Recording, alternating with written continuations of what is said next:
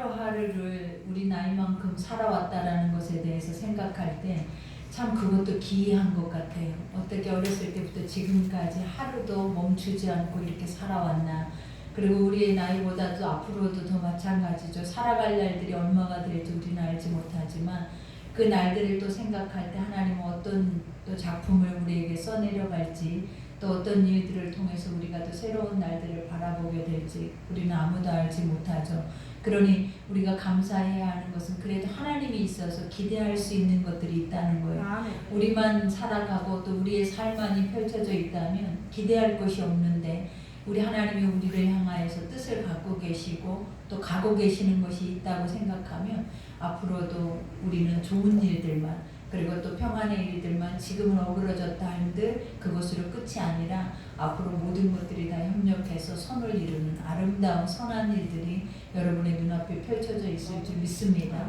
우리가 이제 고린도전서, 우리가 사도 바울이 에베소 교회에서 고린도 교회인들에게 쓴 편지죠. 근데 우리가 이 고린도는 항구 도시고, 우리가 보면 고대 그리스의 이방 우상단지가 가장 많은 도시가 바로 고린도예요. 그래서 이때는 상업적으로나 또 우리가 보면 우상 숭배로 인해서 이 땅 자체가 다 문란하고, 성적으로 문란하고, 또 물질 풍요와 풍성함으로 인하여서 혼합주의에 빠져 있는 신앙들이 이 안에는 굉장히 많았다라고 해요.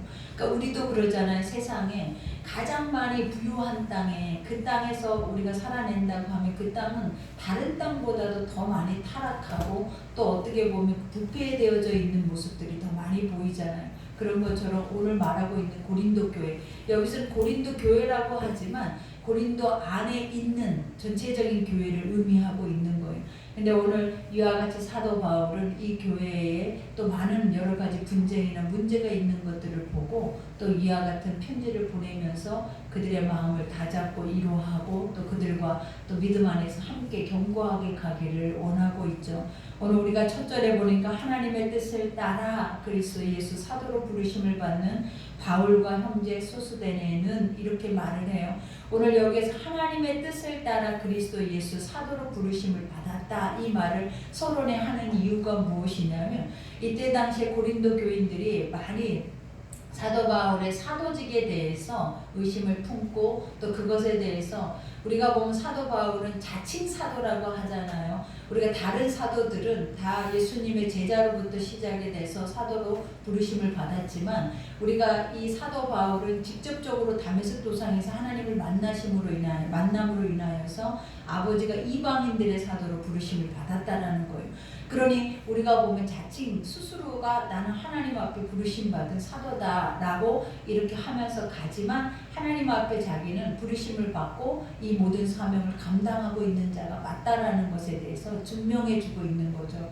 그러니 사도로 부르심을 받는 바울과 형제 소스데네라라고 말해요. 우리가 소스데네는 예전에 우리가 사도행전 18장 쪽으로 한번 넘어가다 보면, 그때 우리가 이 사도 바울이 복음을 전할 때 엄청난 사도 바울에게 핍박이 많았잖아요. 가는 곳곳마다 변론을 하고 또 변론을 할 때마다 옥에 가두기도 하고 그것으로 인해서 도망가기도 하는데, 그때 당시에 에베소의 해당장이었다라는 거예요. 누가? 소스데네가. 그러고 나서 바울의 그 복음을 듣고 그가 예수를 믿기 시작을 했어요. 그리고 그 다음에 이제 바울에게 계속적인 핍박과 환난이 올 때 바울이 그 지역을 떠나서 다른 지역으로 갈 때 그 회당장만 그곳에 남아있을 때 그만 붙잡혀서 바울 대신 매를 맞는 적이 있었어요.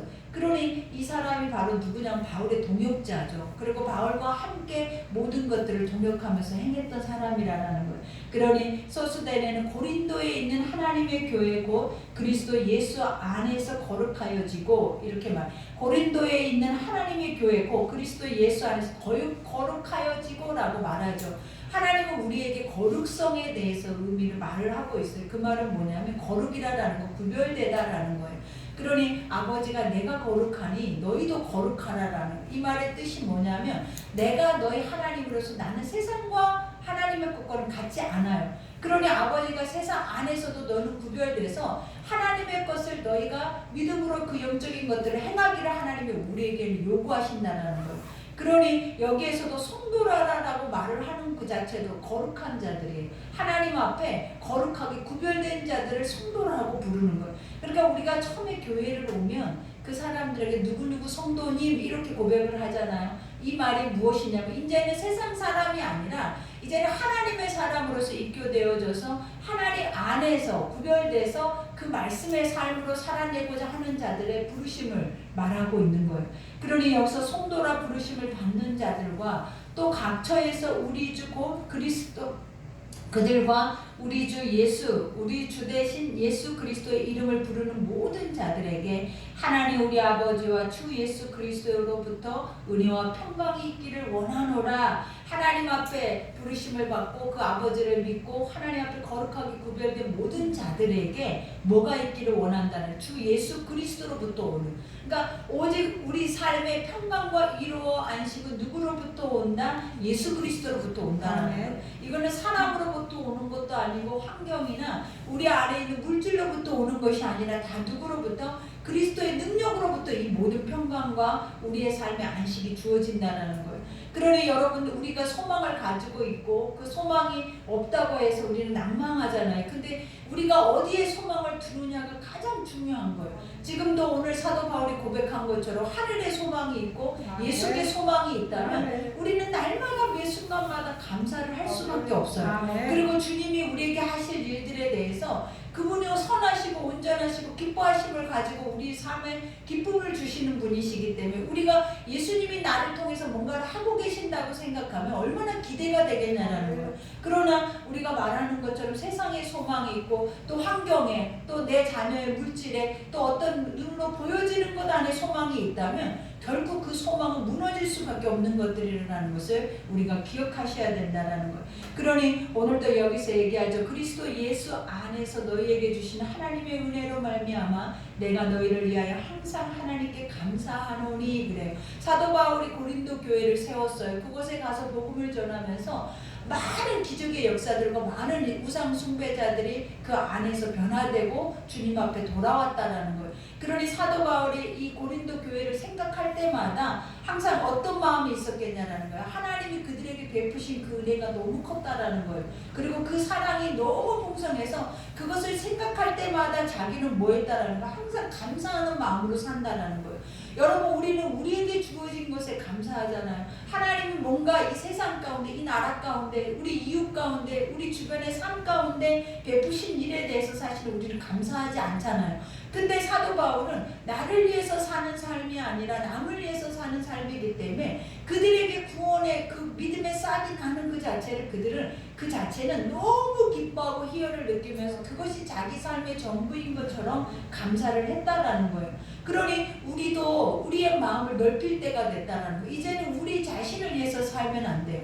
우리가 누군가를 위해서 하나님이 나에게 복음의 사도로 하나님의 복음의 말씀을 우리에게 주셨다면 이제는 우리가 그 복음을 가지고 나가서 다른 이들을 위해서 그들에게 그 복음을 증거되고 그 복음이 확산되고 그것이 열매로 맺어지는 것을 바라보면서 사도 바울처럼 우리는 감사하는 자가 돼야 되고 그 안에서 기뻐하면서 하나님께 영광을 돌리는 자들의 삶이 우리의 삶인 것을 보여주는 거예요. 그러니 여기에서도 말하죠. 이는 너희가 그 안에서 모든 일 곧 모든 언변과 모든 지식에 풍족함으로 이렇게 말을 하죠. 그러니까 너희가 지금 믿음 안에서, 믿음이 무엇이냐면 성령 안에서라는 거예요. 그러니까 우리가 보면 육신으로는 하나님의 것들을 믿기는 쉽지 않아요. 그리고 하나님의 영적인 일들에 대한 것도 경험하기가 쉽진 않아요. 그러나 이들에게 하나님이 사도 바울이 가서 복음을 전하는 곳곳마다 어떤 역사가 일어나냐면 성령의 역사가 일어났다는 거예요. 그러니 그들이 그 성령의 역사 속에 믿음을 가졌기 때문에 그들에게 주어지는 것이 뭐냐면 성령께서 우리가 말할 수 없는 것들, 행할 수 없는 것들, 이것들을 다 나가서 행하게 하신다는 거예요.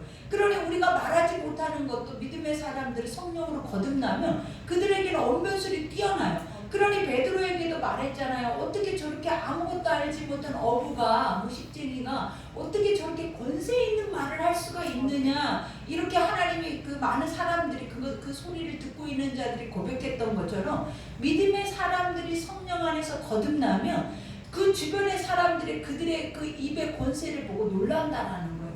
그러니 오늘도 여기에서 말하고 있는 고린도 교회에 있는 그 사람들이 다 성령 안에서 언변이 뛰어났대. 그리고 그들이 믿음 안에서 많은 증거가 있었다는, 은사도 많았다라는 거예요.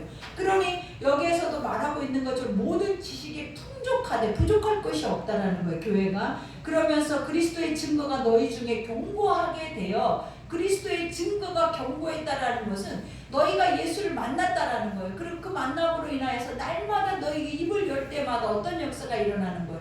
계속 복음이 증거되어졌다라는 거예요. 그러니까 우리가 사도 바울이 다메섹 도상에서 이와 같이 예수를 만난 순간부터 그가 나가서, 하나님이, 예수님이 그를 가르친 게 아니잖아요. 그냥 성령으로 기름 부어 주셨음에도 그가 나가서 계속 외쳤던 게 뭐냐면 예수 그리스도의 복음이었다라는 거예요. 그 능력의 복음을 전했다라는 거예요. 그런 것처럼 고린도 교회도 이와 같이 성령 안에 그들이 예수님을 만나니까 그들 속에서 이러한 성령의 역사 속에서 이와 같이 하나님의 영적인 그 은혜와 은사와 그 풍요로움이 부족할 것이 없을 만큼 견고하게, 하나님 너희가 마땅히 어떻게 보면 제자 될 만큼의 그런 모습으로 섰다라는 거예요.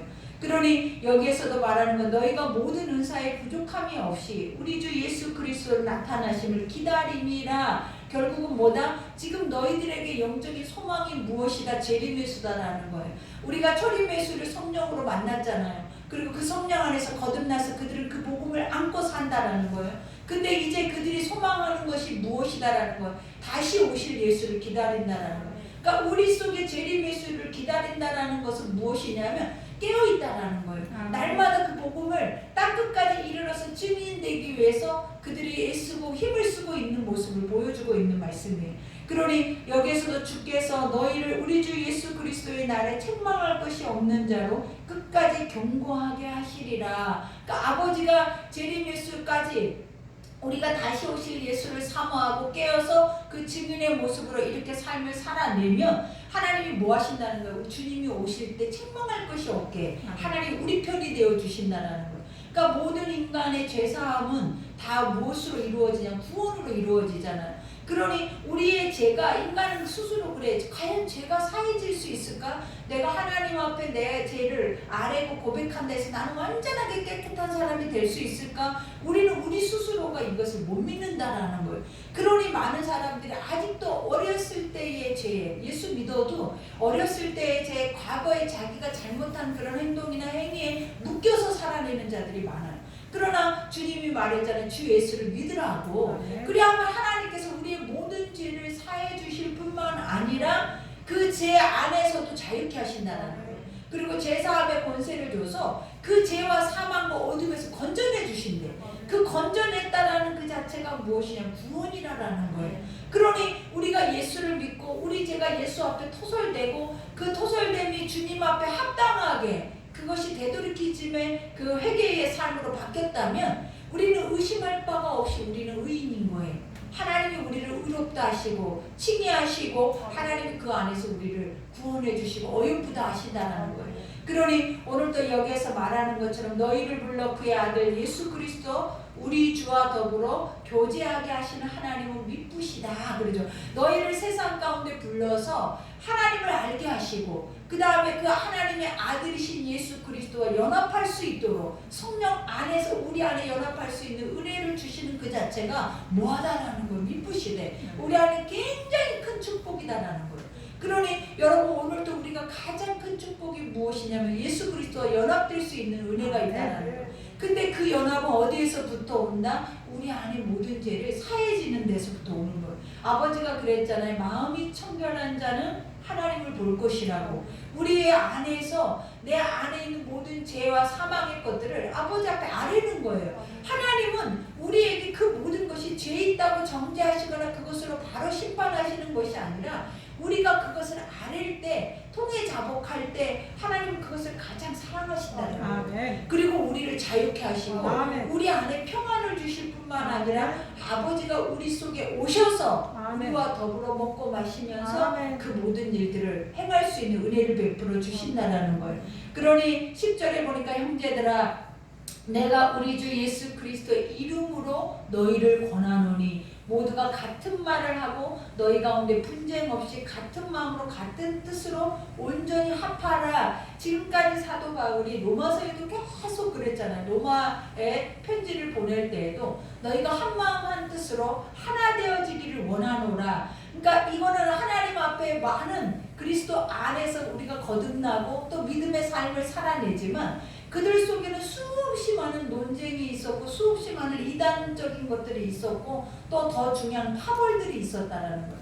그러니 한마음 한뜻이 되기가 얼마나 어렵냐라는 거예요. 복음 안에서 하나 된다라는 것은 오직 말씀만이 그들을 하나 되게 하는 거예요. 그러나 인본주의가 들어오거나 혼합주의가 들어와 버리면 그 안에서 굉장히 복음을 혼탁하게 만들어 버린다는 거예요. 그러니 교회에는 오직 말씀만이 있어야 돼요. 하나님 말씀 안에 성령 안에서 우리가 단단해져서 그것으로 가면 혼탁해지거나 자르나 오르나 치우치지 않는다라는 거예요. 근데 오늘 이 고린도 교회에는 이러한 일들이 있다라는 것을 이미 사도 바울에게 알려져 있기 때문에 이와 같은 고백을 하죠. 그러면서 이와 같이 내 형제들아 글로의 집 편으로 너희에 대한 말이 내게 들리니 곧 너희 가운데 분쟁이 있다는 것이다. 그러니까 이 고린도 교회는 믿음도 있고 은사도 있고 그리스도 안에서 많은 열매를 맺고 풍요롭고 풍족하지만 그 속 안에 뭐가 있다라는 거예요. 이와 같이 분열이 있다라는 거예요. 그 속 안에도 온전하게 단단하게 하나 되어짐이 아니라 그 안에서도 깨어지는 것들이 있다라는 것을 사도 바울이 누군가를 통해서 들었다라고 말을 하죠. 그러면서 이와 같이 내가 이것을 말하거니와 너희가 각각 이르되 나는 바울에게 나는 아볼로에게 나는 게바 베드로에게 나는 그리스도에게 속한 자를 한다는 것이니 그 분쟁하는 첫 번째 이유가 뭐다? 사도들을 통하여서 나는 바울파다, 나는 베드로파다, 나는 또 아볼로파다. 그러니까 이들이 다 어떤 이들이었어요? 영적으로 뛰어난 리더들이었다라는 거예요. 그러니 사람들이 그래요. 우리도 이런 경향이 많잖아요. 나는 어떤 목사님을 좋아해, 어떤 목사님 말씀만을 좋아해, 어떤 목사님을 추종해. 이러다 보니까 그 안에 교회 안에서도 이러한 것들이 따로따로 다 파벌이 되어져서 분열이 생기기 시작했다라는 거예요. 그러니 여기에서 뭐라 그래? 그리스도께서 어찌 나뉘었느냐? 바울이 너희를 위하여 십자가에 못 박혔으면 바울의 이름으로 너희가 세례를 받았느냐? 그러니까 오직 예수 그리스도 안에서 우리는 한 지체고 한 몸이고 하나가 되어져야 하는데 우리가 인간을 바라보기 시작을 하는 거예요. 그러니까 나의 지도자들을 바라봤다라는 거예요. 그러니까 내가 누구를 통해서 세례를 받았거나 누구를 통해서 성령을 경험했다면 그쪽을 내가 의지하면서 그 안에서 이 사람 외의 것들을 수용하지 않는 거예요. 그러니 한 교회뿐만 아니라 고린도 교회에 있는 많은 신자들이 이와 같이 누구는 베드로파, 누구는 바울파, 누구는 아볼로파 이렇게 다 분리가 되어서 하나님 그리스도 안에서 하나 되어지기보다는 그들이 어떻게 보면 혼합적인 그런 인본주의적인 신앙을 가지고 가버렸다라는 거예요. 그러니까 우리가 이런 것의 주 요인이 무엇이겠냐라는 거예요. 사람을 봤다라는 거예요. 그러니까 하나님은 우리가 지금도 그러잖아요. 만약에 목사님을 통해서 어떠한 영적인 기적이나 은혜나 은사들이 드러나면 사람들이 그 목사를 추종하고 그 목사 앞에서 어떻게 해서든 은혜를 입으려고 애를 쓰는 것이 우리의 모습이잖아요. 그러니 그때도 그런 거예요. 그때도 정말 성령의 기적의 역사가 치유의 역사가 일어나면 추종하고 따라다니는 거예요. 근데 우리가 보면 성경의 마지막 때에는 이게 가장 이용한 방법 중에 하나래요. 우리가 지금도 얼마나 우리나라에 뿐만 아니라 세계적으로 내가 예수라고 하는 사람들이 얼마나 많은지 몰라요. 대놓고 내가 예수래 대놓고. 그만큼 지금은 모든 것이 혼란하고 근데도 그들을 추종하고 있는 애들이 작은 숫자가 아니라는 거예요, 여러분. 근데 우리는 그거 생각을 할 때 보면 어리석다, 어떻게 그럴 수가 있을까라고 하잖아요. 근데 영은 그렇다라는 거예요, 영은. 우리가 처음부터 우리는 그들도 처음부터 그런 마음을 가지고 내가 그렇게 하려고 마음먹고 살아낸 사람들이 아니에요. 다 누구보다도 똑똑하고 현명했지만 중요한 게 뭐냐면 그 영에 속해버리면 헤어나올 수가 없다라는 거예요. 그러니 오늘도 여기에서도 말하죠. 이와 같이 사도 바울이 고백한 것처럼 예수 그리스도가 십자가의 죽으심으로 인해서 우리는 모두가 다 뭐했어요? 하나 되어졌다라는 거예요. 그런데 어떻게 이것을 나뉘어졌냐? 이게 사람이 예수가 되어서 내가 너희 구원자냐? 이 고백과 똑같아요. 그러면서 이와 같이 나는 그리스도와 가이오 외에는 너희 중에 아무에게도 내가 세례를 베풀지 아니한 것을 감사하노니, 이 말이 무엇이냐면 내가 뭔가를 너에게 행했을 때 그 행함으로 인해서 사람들이 나를 추종해 버렸다는 거예요. 그러니 예전에 사도 바울이 복음을 전할 때 봐봐요. 그 사도 바울의 손에서 나오는 손수건으로 인해서도 치유가 임하니까, 그리고 나중에는 또 사도 바울을 통하여서 기적의 엄청난 역사들을 경험하면서 그들이 사도 바울을 신으로 여기려고 하잖아요. 그죠? 근데 이러한 일들이 있었다라는 거예요. 그러니 우리도 이 속에서 깨달아야 하는 것들이 앞으로 무엇이냐면, 내가 질병이 있다 해서 그것을 누군가가 치유함으로 인하여서 그걸 낫게 한다라고 해서 그 안에 구원이 있는 것이 아니에요. 우리의 진짜 구원은 세례에도 있는 것이 아니에요. 중요한 건 오직 예수 그리스도 안에 있는 거예요. 그러니 주 예수를 믿으라 했는 그 이유가 뭐냐면, 이거는 치유도 아니고 이건 기적도 아니고 어떤 회복도 아니고 오직 예수 그리스도를 믿음으로 그 안에서 주께서 행하시는, 이거는 하나의 과정일 뿐이지 그것이 구원이라는 본질은 아니다라는 거예요. 그러니 오늘 사도 바울도 말하잖아요. 내가 행한 것으로 인해서 내가 세례를 베푼 이들은 이들 뿐인데 그보다 더 많은 이들을 내가 세례를 베풀지 않았다. 이 말을 하는 이유가 뭐냐면 이들은 세례가 구원이라고 생각을 한 거예요. 그러니 여기서 한번 봐봐요. 이는 아무도 나의 이름으로 세례를 받았다 말하지 못하게 하려 함이라. 그죠? 왜냐하면 우리도 그러잖아요. 유명한 목사가 있으면 난 그분한테 세례 받았어. 나는 이러면서 자부심을 갖고 살아내는 일들이 있어요. 우리는 그러잖아요. 예수 그리스도면 되는 거고, 그 그리스도는 우리의 구세주고 우리 안에 절대 주권자인데 왜 사람을 바라보냐라는 거예요. 하나님 오늘 이 말씀 중에 우리는 확실하게 깨달아요. 추종하고 있는 것이 있다면 내려놓으셔야 해요. 왜냐하면 오직 복음의 말씀 외의 것들은 다 우리를 속이거든. 왜? 다 인본주의적인 거, 사람 속에서 나온 것들이라는 거예요. 그런 거는. 그러니 할 수만 있으면 뭐 해야 돼? 하나님 말씀만, 그 하나님 말씀의 본질만 가지고 나아가면 우리는 절대 무너지거나 혼탁해지지 않아요. 그러나 사람을 추종하고 사람을 의지하고 어떤 기적과 이적을 우리가 쫓으면 결국은 어떻게 된다? 무너져 버린다라는 거.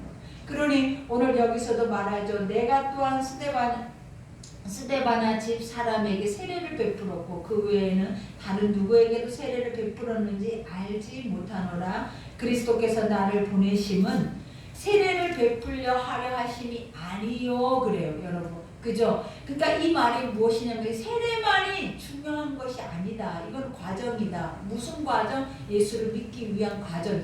그러니 주님도 우리에게 물과 성령으로 거듭난 자라야 하나님의 나라에 들어갈 수 있는 거예요. 그러니까 세례만 가지고는 갈 수 없는 거예요, 여러분.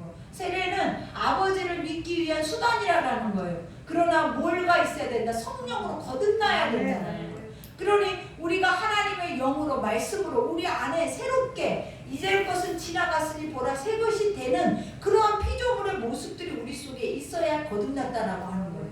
그러니 오늘 여기에서도 말하죠. 오직 복음을 전하게 하려 하심이로되, 우리가 사도 바울을 하나님이 선택하시고 사도 바울을 세우시는 이유가 무엇이다? 이방인들에게, 그러니까 자기 백성들에게도 복음을 증거하기 위해서 그를 세우기도 하셨지만 중요한 것은 이방인들에게까지 이 복음이 증거되게 하기 위함이라는 거예요. 그러니 복음을 전하게 하려 하심이로되 말의 지혜로 하지 아니함은, 여기에서 사도 바울이 말하는 말의 지혜가 무엇이겠냐, 이거는 인간의 지식이나 인간의 학식으로 내가 너희를 권면해서 그들을 인도한 것이 아니다라는 거예요. 그러니까 사람의 입에서 나오는 말로 그들 말과 지혜로 하는 것이 아니라 오직 성령의 능력으로 행하신다라는 거예요.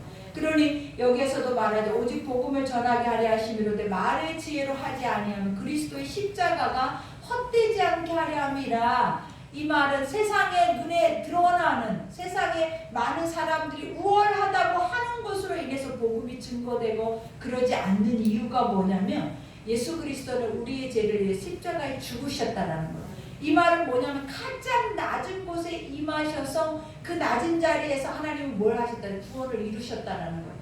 그러니 세상의 스펙이나 세상의 돈이나 세상의 권력이나 이런 것들이 우리를 구원의 자리로 인도할 수 있는 부분들이 아니라는 거예요.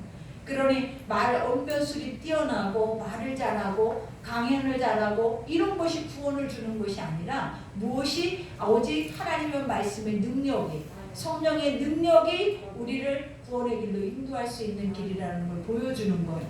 그러니 오늘 말씀 우리가 여기까지 고린도전서의 시작부터 우리에게 주는 것이 무엇이냐면 사람을 의지하느냐 아버지를 의지하느냐죠. 근데 이 말이 다 우리에게 속해 있는 것 같아요. 그죠? 우리도 베드로파다, 아볼로파다, 우리 안에도 사도 바울파다, 이와 같이 자기 목사님들을 우월하게 생각하고 그것만이 오직 구원이 있는 것처럼 우리가 보면 그것을 추종하고 가는 때가 많아요. 그러나 오늘 주님이 말하잖아요. 오직 복음 외의 것들은 다 뭐하다 불필요한 것들이에요.